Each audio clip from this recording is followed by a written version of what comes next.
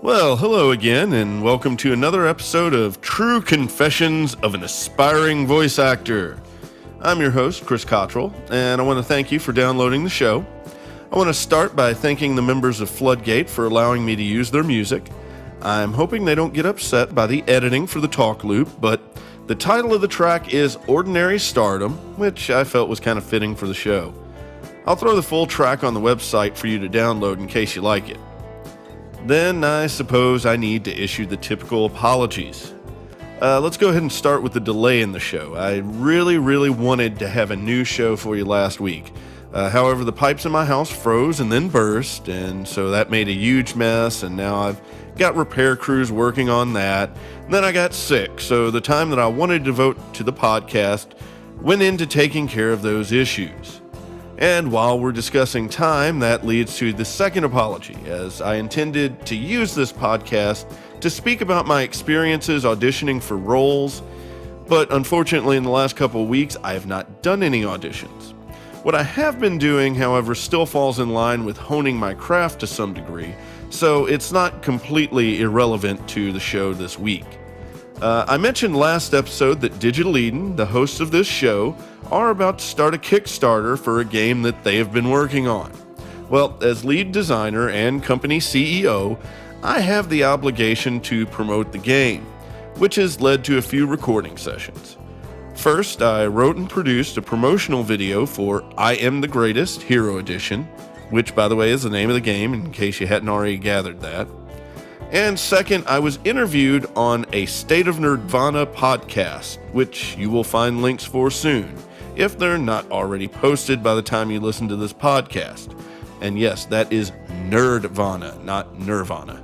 Just gotta be clear there. Both of these lead me to the topic I wanted to discuss today: preparation. As a boss of mine was once fond of saying, failing to plan is planning to fail. And I don't think it's a stretch to say that failing to prepare is preparing for failure. Maybe it's a cliche, but I definitely think it's true. Now, probably generally true, as there are those rare, raw talents who can just explode off the cuff and improvise better than they can read a script. Robin Williams would be an excellent example of this, but, since I'm no Robin Williams, and I would venture to say few of us are, I really think it's worthwhile to give some thought to our preparation techniques. So now I'm sure you're saying, but Chris, you haven't landed a role yet. What do you know about preparation?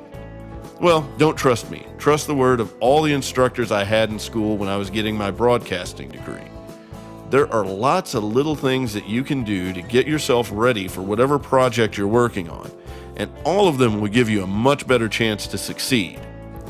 When I did my online radio show, The Frog's Playable Demo, I had 10 to 15 5-minute talk segments in the show. So for 50 to 75 minutes of actual talk time, I probably spent about 10 to 15 hours preparing. Now, part of that was research into my material, and part of that was writing a script, and then part of that was reviewing and familiarizing myself with the script. That's a lot of time spent getting ready to do a show. I probably overdid it, and for most auditions you won't need to do the research or the writing pieces, but I lay that out to you so that you have some idea of what the outer edge of prep time might look like. But let's take a look at the process you might want to go through to prepare for a role that you see posted on an audition board. Prior to putting together my studio, I did submit a few auditions, and the preparation process was a lot like what my instructors had told me it would be. After finding that role I thought would be a good fit for me, I would try and gather as much information as possible about that character. The posting should give you some basics, but I advise going a little deeper, especially if you're unfamiliar with anything in the character's background. The more you know, the more you can include in your performance. For example, if the character notes were to mention that this character is strongly influenced by Raymond Chandler, then you know what? It might be a good idea to find out who Raymond Chandler is and how this might affect your attitudes and speech patterns. Speech patterns might also call for accents. Some of us are better at accents than others, but if you really want to try to pull this off, try listening to native speakers who possess the accent you're looking for rather than mimicking other actors. record your attempts at copying the accent and listen critically. It takes practice, as everything does, to do it well, and it truly does help to compare yourself with recordings. Now, most postings have audition lines for you to read, but nothing says you have to read it as written. I'm not telling you to change the words, but rewrite it in a manner that you can read it. Enlarge the print. If the writer uses numerals, change them to written numbers instead. If there are words you have difficulty pronouncing, write them phonetically so that you don't trip over them in the script. If you think certain words require emphasis, make them bold in your copy of the script, or underline them, or type them in all caps, or even italicize them. Anything to remind you of the emphasis you'd like to place in your performance. If, for some reason, the posting asks you for ad-lib dialogue, then write something for yourself before you sit down in front of the mic. It's not necessary for you to read it word for word, but it gives you something to rehearse and gives you a clear direction to go in. It'll eliminate the dreaded and the awkward silences. If you do write something, do some research once again. Make sure what you write is appropriate for the character. Now, once again, from what I've seen to this point, it's rare that you'll need to do this, but it never hurts to know how to handle it, right? It's not really vital to what this podcast is about, but since I did an interview last week, I figure it can't hurt to include what you might want to do to prepare to be interviewed. Yeah, I know, I bet you thought that the onus of preparation lay solely with the interviewer, right? Well, that is definitely not true. For one, you have to know what you want to talk about. Why are you doing the interview? What are you trying to promote? Your goals and the interviewer's goals may be really different. And if you're not prepared, a skilled interviewer can easily lead you in a direction you didn't plan to go. So make some notes for yourself to give a definitive direction. This isn't scripting, it's more like an outline of things you want to address. Have a few ideas on segues that can get you back on track in case you do start drifting. And then talk to yourself.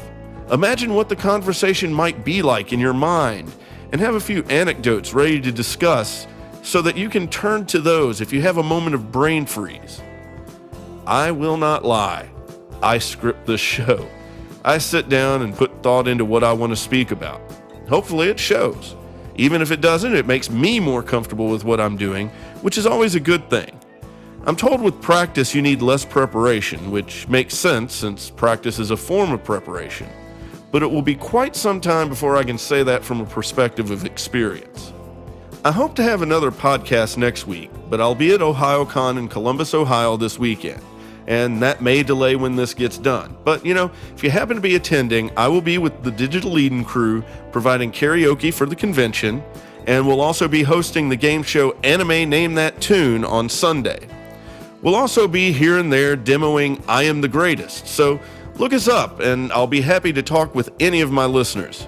So until next time, I wish you good luck, and invite you to post any questions or comments you have to our Facebook page, True Confessions of an Aspiring Voice Actor.